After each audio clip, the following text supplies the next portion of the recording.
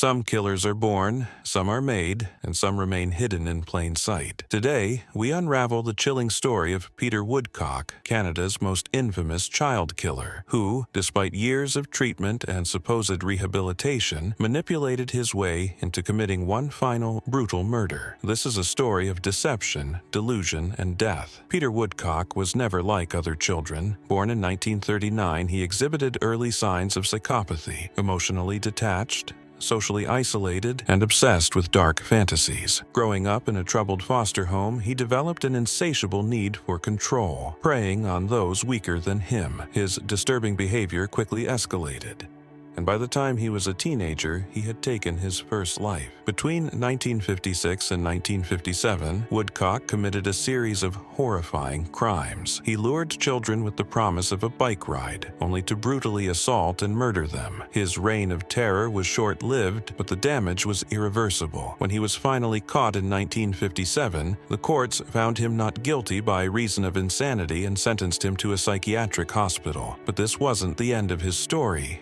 It was only the beginning. For decades, doctors worked tirelessly to treat Woodcock, using intensive therapy in an attempt to rehabilitate him. On the surface, he appeared to improve. He played the role of a reformed man, gaining the trust of the very people who were supposed to monitor him. But what they failed to realize was that Woodcock wasn't getting better.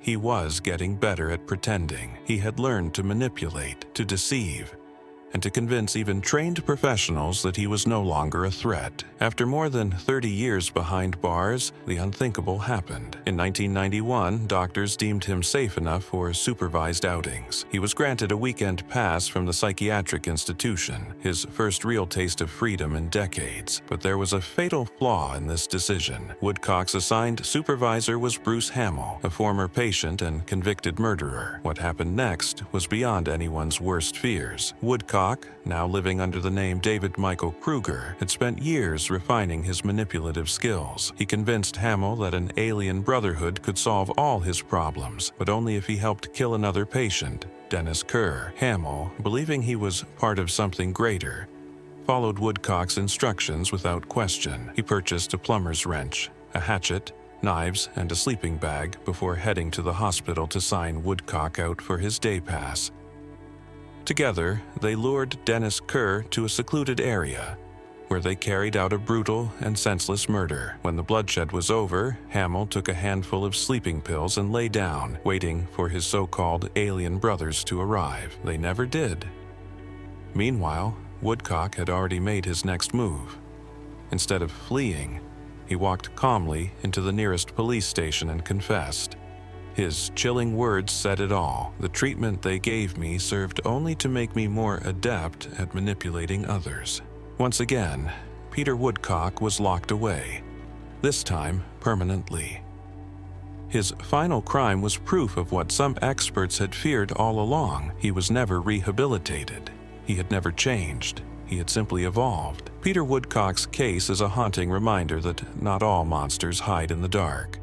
Some sit quietly in therapy rooms, blending in, waiting for the right moment to strike. It forces us to ask an unsettling question. Can some criminals ever truly be reformed? Or are there some minds too dangerous to ever be set free? Let me know your thoughts in the comments below. And don't forget to like, subscribe, and hit the notification bell for more chilling true crime stories.